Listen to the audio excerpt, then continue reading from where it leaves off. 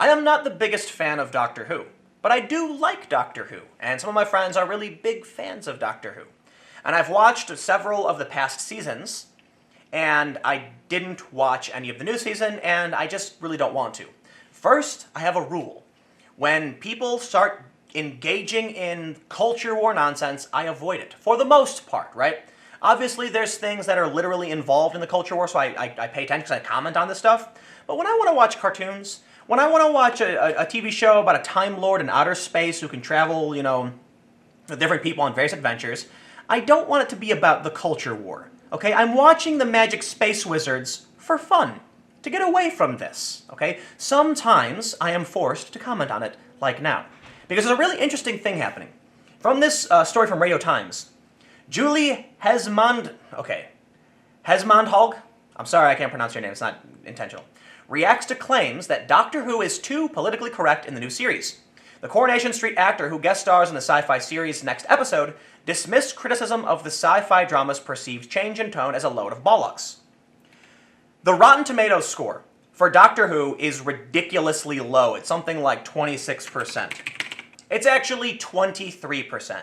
And it's unsurprising that critics, the official mainstream media, there's always this weird disparity between the two. The professional critics are scared that if they give an actual rating to some of these movies, they'll get in trouble. And Doctor Who is so important that they're like, oh no, it's good. But also you have to recognize that there's a lot of activists working in media that are going to praise the show even when no one likes it. And then what they'll say is, clearly it's trolls. Trolls who are just smearing the show because they're mad about social justice. Maybe it's not trolls. Maybe it's actual fans who are upset that the show has taken this weird turn and effectively become a children's educational show about social justice and diversity. Here's the interesting thing that I want to bring up in this. This actress, Julie Hesmondhalgh, is saying that it's a load of bollocks. But there is something else here. And typically these people, whoever they are, these identitarians, they like to use the anger from the anti-social justice crowd to make that's everything. The only reason people wouldn't like Doctor Who is clearly because they're misogynists. When in reality, even Polygon has a story saying, Doctor Who has given us a doctor without inner conflict, when doing good isn't challenged by the real world. This is a critical article from Polygon. Okay, so it's not just that there's angry activists who are upset over social justice. The reality is, it might just be a bad season with bad writing. So let's see what they claim first in this article. Describing the idea as such a load of bollocks, Hesmondhalgh championed the new series' storylines, which have largely won acclaim from fans and critics, and which she said were everything I want in television. It's really interesting that they would say this, when you could say it won acclaim from critics and disdain from fans. Oh, but that's right.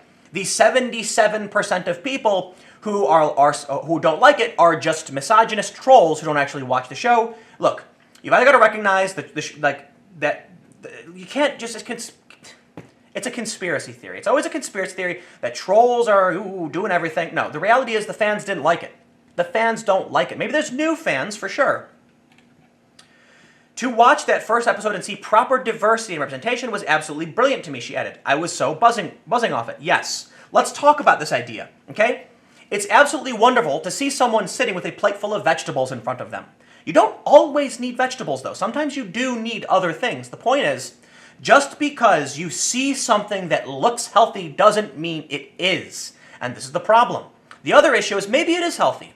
Maybe when you look at that first episode and see true diversity, you think, wow, a plate full of vegetables instead of a bowl full of ice cream. But guess what? Nobody wants to eat it.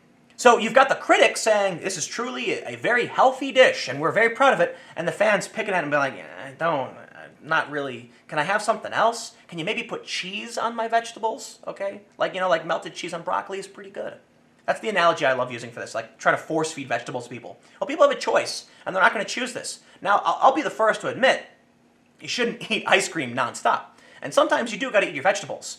But that's the choice of the individual. You can't force this on people. You can't take people's ice cream away and then complain that they're upset. You can't say they're misogynist trolls attacking our show when you came to their ice cream and took it away. Maybe you should consider talking to them and saying, how can we make this more healthy? You know what? What if instead of ice cream we did frozen yogurt? Low sugar. people would be like, yeah, that is a good point. Like, I avoid ice cream. Maybe we should do lower sugar, and then we could just feel a little bit better about enjoying this, right? That would make sense. Maybe it's just that you've literally flipped this on people with some, soy ice cream with no sugar and vegetables in it, and now people are like, dude, this is not what I want. Because that's the world we live in, she says. And when you see it reflected on screen, it's like, oh, finally, this is great. Fans and critics have highlighted a perceived change in Doctor Who's tone since the casting of Jodie Whittaker as the first female Doctor, with storylines that deal with racism, intolerance, and other social issues termed by some as too politically correct. No, it's not too politically correct. You can't be too politically correct. You either are politically correct or you're not. And there's nothing inherently wrong with political correctness. The problem is when people shoehorn in, abuse, insult, or deride people for not being politically correct. I, for one, prefer to be politically correct as often as I can. I recognize that sometimes you're going to be offensive and there's literally nothing you can do about it, okay? I'm not a fan of racist comedy for the most part. When, I think Count Dankula's video with his pug, it was funny. It's not something I would seek out or watch necessarily, but I get a chuckle and I say, yeah, I get it. I personally think we can, there are some comedians that just do an absolutely phenomenal job. Admittedly, big fan of George Carlin. But I do think we can try and be inclusive, I really do. Here's the thing though. I'm not going to go to your show, to your video game, to your school, and attack and berate you. I'm literally going to do this. I'm going to say, hey guys, can we just try and tone it down a little bit? And if you say no, I'll be like, all right, well, then, do your thing over there. I'm going to do my thing. Is that cool? And that's one of the big problems I have with these people, right? These SJW, like identitarian, whatever you want to call them, they're authoritarian bullies, okay? Here's the issue. It's not too politically correct. It's fine if it is politically correct. Think about this. Let's say they did the first female Doctor, okay? And then they had a black female, they had a gender minority type, and they had an old white man. Totally fine. In fact, that would be great. The problem comes when you do episodes literally about Rosa Parks, okay? When you do episodes where they go back in time to India to deal with British colonialism, it's like, you're laying it on a little thick here, okay? What happens is the product becomes crappy. By all means, you can make good content like Into the Spider-Verse. Awesome movie. I thought that was an amazing movie. It was great. The Nicolas Cage as the Spider-Man noir was hilarious. And the Rubik's Cube, I don't want to spoil it for you, but it's funny. And then you had Miles Morales, who's Afro-Latino, who embraces his identity, and it didn't matter because he was a good character who was experiencing real things and growing. What happens with these shows, like Doctor Who and how they're doing this now, is instead of just giving us the first female Doctor, they have to give you the first female Doctor while smashing it in your face. It's like, dude, listen. Personally, I choose to eat healthier, right? So I'll avoid eating tons of ice cream because I recognize how bad it is. I'll eat my vegetables. But I'll tell you what, if you show up at my house with a plate full of broccoli, and I'm like, oh, it's broccoli, and then you start smashing it in my face, I'm going to be like, dude, get out of here, man. And you're going to make me angry. It's not okay.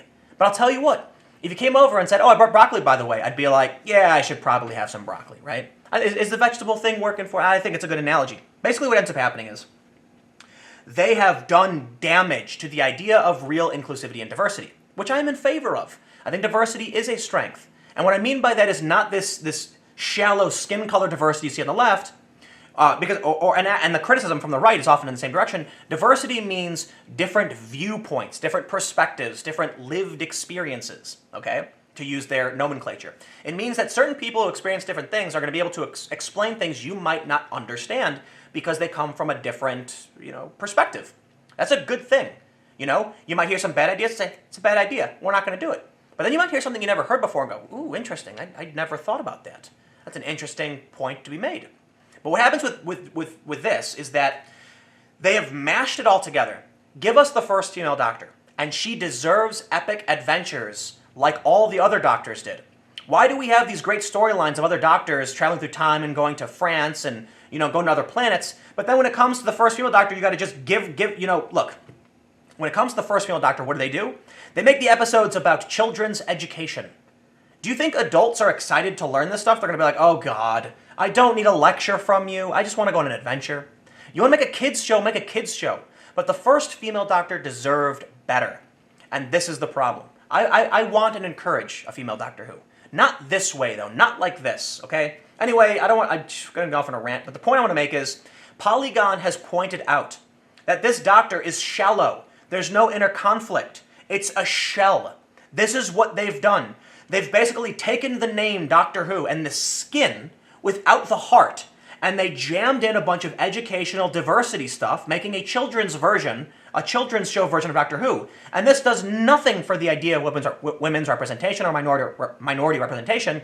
All you do is make a show that the audience doesn't like. And then when you find out they don't like it, you go, oh, clearly those must be trolls. No, it's the fans. The fans that don't like what you've done.